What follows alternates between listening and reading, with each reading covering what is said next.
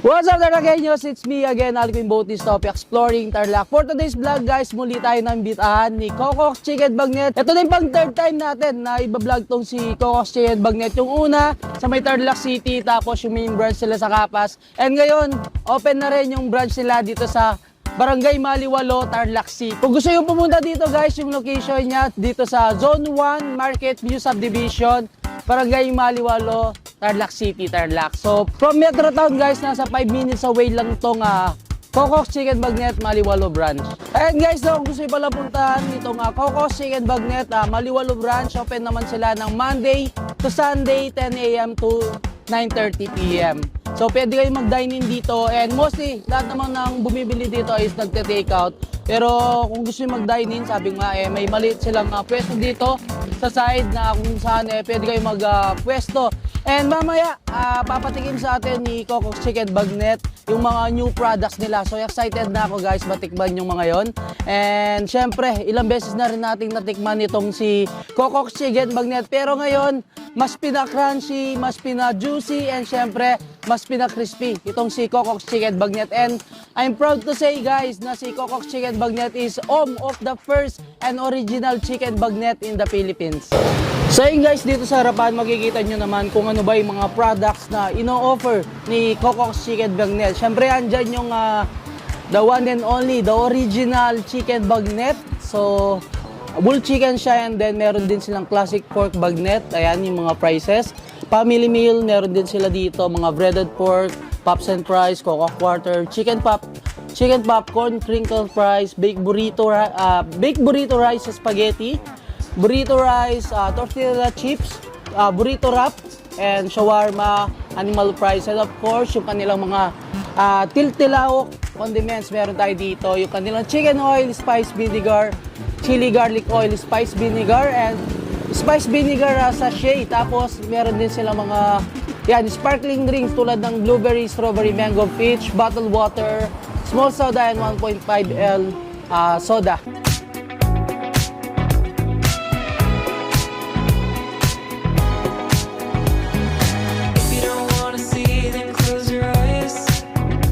And no Tarlakeños, kung ayaw nyo naman pumasyal dito mismo sa branch nila, pwede naman kayong pa-deliver sa Food Panda and GrabFood.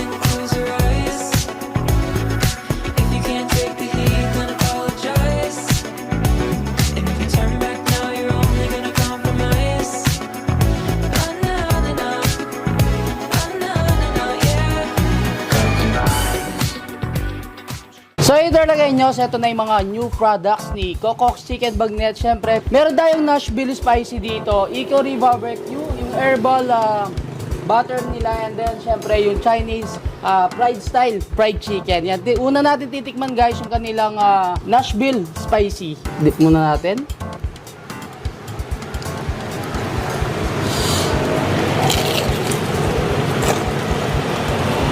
Ayan guys, no, for sure naririnig nyo dito sa ating mic kung gaano pa rin sa crunchy itong Coco's Chicken Bagnet. Kahit meron na silang flavor, ando pa rin yung crunchiness niya and juiciness sa loob. Ayan guys, no, next natin titikman yung kanilang Icori Barbecue. So kung mahilig kayo sa barbecue flavor, for sure magugustuhan nyo to. Hindi talaga nawawala yung pagka-crunchy ng balat niya. Yan syempre guys, yung lasa nung mismong chicken is nandun pa rin. Kahit may flavor na siya. Yung pangatlong flavor na titikman natin yung kanilang herb garlic butter. Yun. Hanap tayo yung may balat. So, dip muna natin.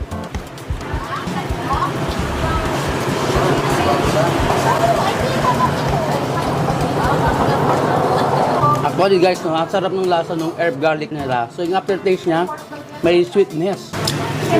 Hindi talaga nawawala yung pagka-juicy ng manok ni Coco's Chicken Bagnet. Nanunot hanggang buto yung lasa.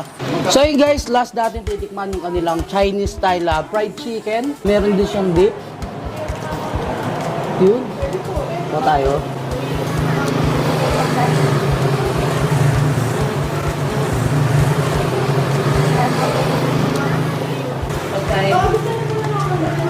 Shawarma po tayo.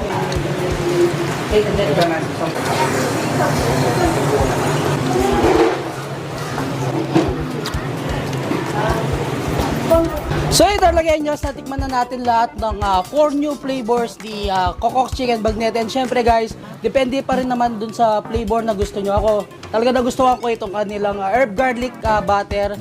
Gusto ko yung lasa ng aftertaste niya na may pagka sweetness, pero lahat to guys masarap. And sabi nga ng Coco's Chicken Bagnet, mas pinaka-crispy, pinaka-crunchy, and pinaka-juicy pa rin naman yung kanilang chicken. And especially guys, kailangan nyo rin tikman yung kanilang original Coco's Chicken Bagnet. And syempre available tong mga 4 new flavors nila sa whole, half, and quarter. Good news na guys, kung papasyal kayo sa Pampanga, may upcoming new branches sila sa may Guagualong, Usebad, Santos Highway, Kalayaan, San Fernando, sa may North Caloocan, Pasig, Carmona, Cavite, and Pangasinan. And syempre guys, pinagmamalaki natin itong Coco's Chicken Bagnet, the originator of Chicken Bagnet in the Philippines, home of the first and original Chicken Bagnet. So yun guys, hanggang dito na lang. Don't forget to subscribe, like, comment, and click the notification bell para updated kayo sa lahat ng videos ko. And of course, huwag niyong kalimutang i-share ang video to para malaman ng mga taga Tarlac City or dito sa mga taga Maliwalo itong bagong bukas na Coco's Chicken Bagnet Maliwalo branch. And syempre, tikman nyo na rin guys yung kanilang mga 4 new flavors. So meron tayong Nashville Spicy, Hickory Barbecue, Herb Garlic, Butter, and of course yung kanilang Chinese style fried chicken. So until our next vlog, peace out! Walang isa na mag-dine kayo.